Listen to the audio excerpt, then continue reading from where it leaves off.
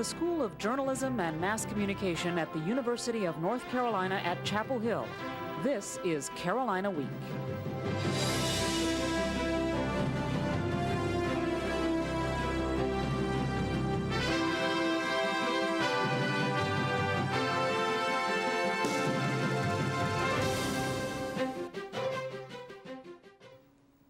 Good evening. Thanks for joining us for Carolina Week. I'm Amanda Eiler. And I'm Amanda Yarusi. Our lead story tonight. Some residents of Finley Forest subdivision are looking for homes after an early morning fire. The Chapel Hill Fire Department responded to the blaze that started at 147 Brookberry Circle. The fire began about 6:30 Monday morning and quickly spread to 3 neighboring units. Officials say there were no injuries or fatalities, but 2 units are destroyed. No word yet about what caused the fire. Some victims will take advantage of assistance from the Red Cross while they look for new housing. I'm not sure it's all hit me until I have a chance to actually be alone and realize that I'm not in my home. So right now I'm just grateful that I'm safe and that everybody else is safe. Estimators have been on the scene since early this morning, but no damage estimates are available yet. The job market worries for December graduates might not be as bad as originally thought. New statistics show job market growth, and as the market is recovering, the number of available jobs is increasing. University Career Services deal with many graduating seniors near the end of the semester. Counselors at Career Services say these new statistics are promising for those graduating seniors. Director of UCS, Marcia Harris, says while this is great news for graduating seniors, she does have one concern. Certainly we are seeing positive predictions, but some of those forecasts don't necessarily speak to jobs for entry-level college graduates. They're looking at the entire economy. They're looking at 50-year-old people that have been laid off, and maybe more jobs will be available for them. The statistics released from the Department of Labor show the unemployment rate edged down to 5.9% in November from 6.0% in October. The lowest level was in March at 5.8%. Even factoring in Harris's concern, if unemployment continues to decrease, that will sustain the labor market recovery, opening up even more jobs. The government reported Friday that this is the 4th straight month we've seen job growth and a drop in the unemployment rate. The investigation continues into the death of federal prosecutor Jonathan Luna. Authorities are still searching for a motive in the killing. According to the Associated Press, a source close to the investigation says investigators haven't found any evidence linking Luna's death to his work. Luna graduated from law school at UNC Chapel Hill in 1992. December 1st is recognized across the globe as World AIDS Day. The University Center for Healthy Student Behaviors organized a week-long series of events to stress the importance of HIV awareness and prevention for Carolina students. AIDS Week events culminated this past Friday with a student AIDS walk on campus. Despite the cold weather, students got out on campus to show their support for HIV prevention and to raise awareness about HIV among students. Healthcare officials say the walk is vital in the middle of an HIV outbreak among young people. They say there are 80 individuals diagnosed with HIV on North Carolina campuses. 3 of them are students here at UNC Chapel Hill. You have to believe that if you're sexually active, you're at risk. So it's time to take responsibility and wake up to the fact that HIV is here on our campuses and is something you will come in contact with unless you are cautious. That means either abstaining or using condoms with partners. As part of AIDS Week, the Center for Healthy Student Behaviors also offered free HIV testing for Carolina students. Tired of long lines and what some say are overpriced textbooks?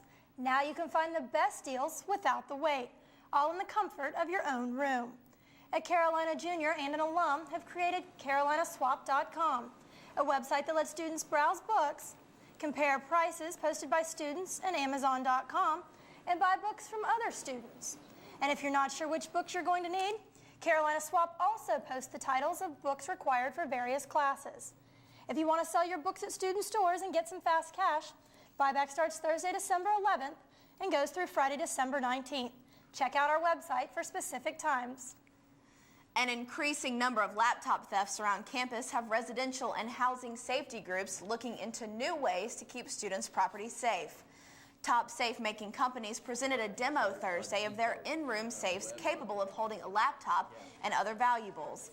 The different safes can be operated with a keypad, a remote, and even a UNC One card. The safes are just one possibility for UNC Chapel Hill, and safety officials say students should always be cautious, whether they have safes or not. Always keep your doors locked when you're sleeping or away. Don't let strangers into residence halls, and notify your RA if you see anyone suspicious near the dorms. Christmas is still more than 2 weeks away, but that didn't stop Santa from coming to town this weekend. Cub Scouts, classic cars, and Christmas canines all line the streets Saturday morning for the annual Chapel Hill Carborough Holiday Parade. The parade featured 125 entries, including the Sensations, a group of students who sign and sing holiday songs. The Christmas parade has been a yearly event since 1948. Well, it isn't Santa Claus, but here's sports anchor Chris Cox. Chris, it looks like Santa paid a visit here to Carolina this weekend and answered a few wishes of some Tar Heels. Amanda, we'll see if the Tar Heel women's soccer team was naughty or nice at the Final Four this weekend. Let's go straight to our sports trivia question, which is, which current women's soccer player has the third highest single-season scoring record for UNC? Is it Lori Kolupny, Kat Reddick, Lindsay Tarpley, or Heather O'Reilly? We'll have the answer and your weekend in Carolina sports when we return.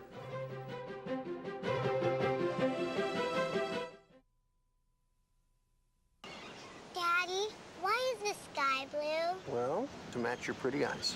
Nope, not even close. See, all colors have wavelengths that are diffused by oxygen and nitrogen. Since blue is the shortest wavelength, it's diffused up to 10 times more. Who taught you that? Mommy? By age 12, too many girls lose interest in math and science and their chance at future jobs. Keep her interest alive. Know why mathematics is the basis of life as we know it? You tell me. It's her future. Do the math.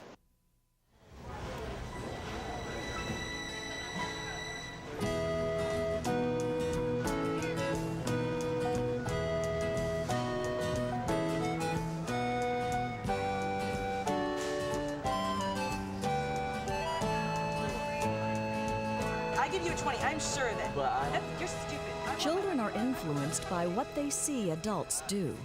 Remember, a child may be watching you.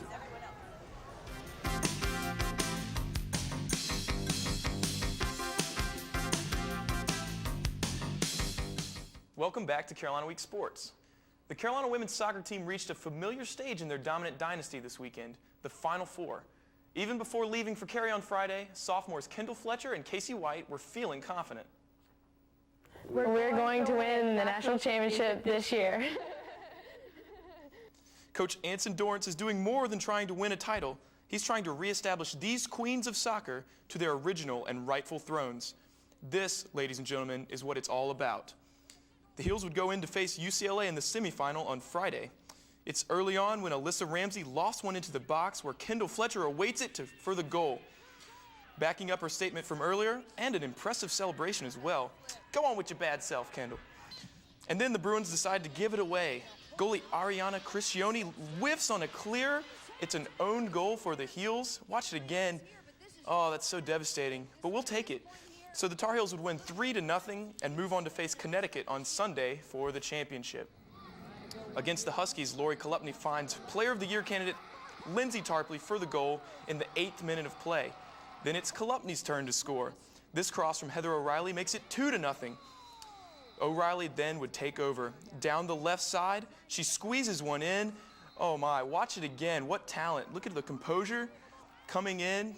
She squeezes it by the goalie. It's 3-0. That girl's only a freshman, folks. Then O'Reilly does the dirty work for her second goal of the game. That's also for the joy of all the kiddies out there. Senior Alyssa Ramsey would then go on to score her final goal as a Tar Heel to complete a 6-0 rout in the championship game over Connecticut. The celebration is on. The trophy is in the hands of Kat Reddick and the rest of the Tar Heels as they make history in their 18th title out of only 22 championships awarded in the history of women's collegiate soccer. The accomplishments of this team are astounding. The Heels complete an undefeated season, untied, setting the record for wins in a season with 27. They couldn't be scored on in the tournament, shutting out all their opponents in the 6 games to a tally of 32-0. And oh, by the way, that's a record too. The men's basketball team continued to look stellar in play against George Mason on Sunday. The Patriots actually took a 2-point lead into the halftime break. So how did the Heels respond? Nicely. Rashad McCants, Deja Vu, and Jawad, he'll get some too. Carolina rolls 115-81. Raymond Felton also set a school record with 18 assists on the night. It's not just Coach Roy Williams who has caused a rebirth of Carolina basketball this year. Head trainer Mark Davis is an unsung hero of Tar Heel hoops. Carolina Week's Luke Noakstein has the story.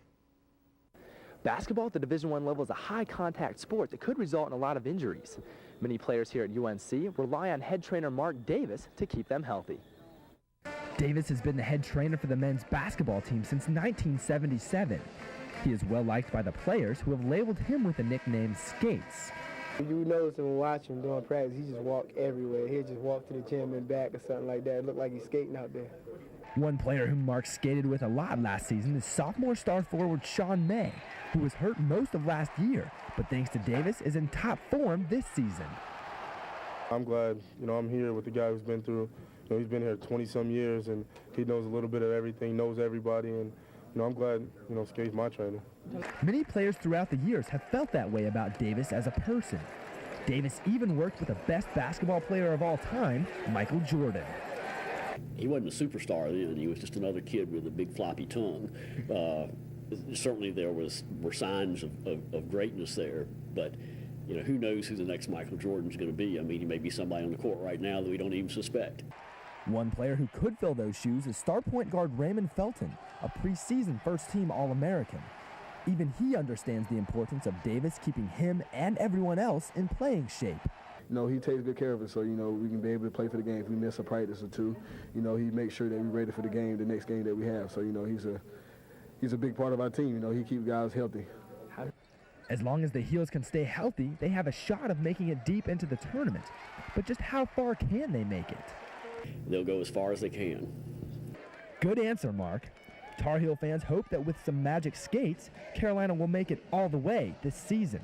Reporting from the Dean Dome in Chapel Hill, I'm Luke Noakstein for Carolina Week Sports.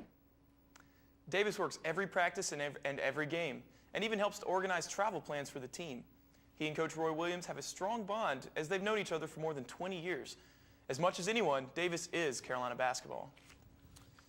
3 games in 6 days. That's the schedule for the Carolina women's basketball team. Friday night at Carmichael Auditorium, the Tar Heels played host to South Carolina State in the second leg of the 3-game tilt. The Heels turned on the defensive pressure early, causing all kinds of problems for the Bulldogs offense, to the total of 21 turnovers. On the offensive end, Carolina gets great production from his bench. Carrie Davis does it inside, and Jessica Sell does it from the outside for 3 of her 11 points. Second half, the Tar Heels continue to wreak havoc on the defense. They turn the tough D into the easy O. The referees can relax. Carolina cruises 90-51. Coach Sylvia Hatchell says she likes her team to get out in transition. We want a fast break. We try to get out and go, and we're a fast breaking team, and that's what we look for first, to get it out and push it up the floor. That brings us back to our trivia question, ladies. Do we have an answer this week? Well, we all know how much I love to answer these questions, so I think I'm going to go with C, Lindsay Tarpley. It seems like a You're right on, guess. Amanda. About time you got one right. It is Lindsay Tarpley. She finished the year with 73 points, the highest in the nation, and it's also third for UNC all-time to Mia Hamm's 97. We at Carolina Week, of course, want to congratulate the women's soccer team on a national title, and also go ahead and recognize those seniors, Jordan Walker, Carmen Watley, Alyssa Ramsey, Maggie Tomeka, and of course Kat Reddick. They'll all be missed, but congratulations to all of them. They've definitely done a great job for us here at Carolina. That does it for this week's edition of Carolina Week. We'll see you again Wednesday at 5 p.m. Thanks for watching. Good night. Good night.